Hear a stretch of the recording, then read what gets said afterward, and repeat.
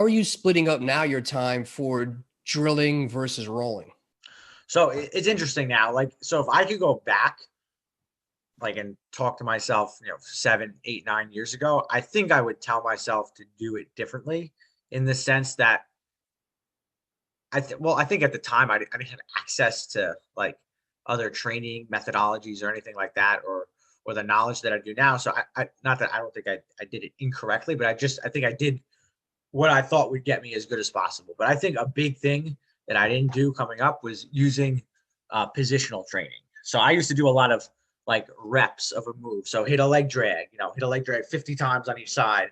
I think at a certain point, there's a level of diminishing returns doing that. Like if you've never done a move before, like you definitely have to hit that like baseline level of reps to like get the move down correctly. When you do it well, like when you perform it smoothly, where everything's going to the right place. But after that, I think doing 1,000 reps beyond that baseline, like I don't think it's gonna fully like improve you as much as you could doing other things. Like for example, like I think doing positional training is probably the best way to improve in a specific position quickly. But I think it has to be done when you already have a sense, an idea of what you should be doing somewhere.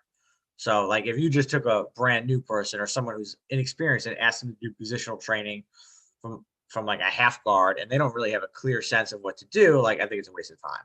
But if you have an idea of what should be done and you do positional training, you can then go back and analyze, okay, I did this didn't work. Like, where did this go wrong? How can I improve this? How can I problem solve and get better and improve myself? So I think it has to be a combination of the drilling, the just like straight live rolling, and the positional training. I think that's really what's gonna, like turn someone into a high level grappler.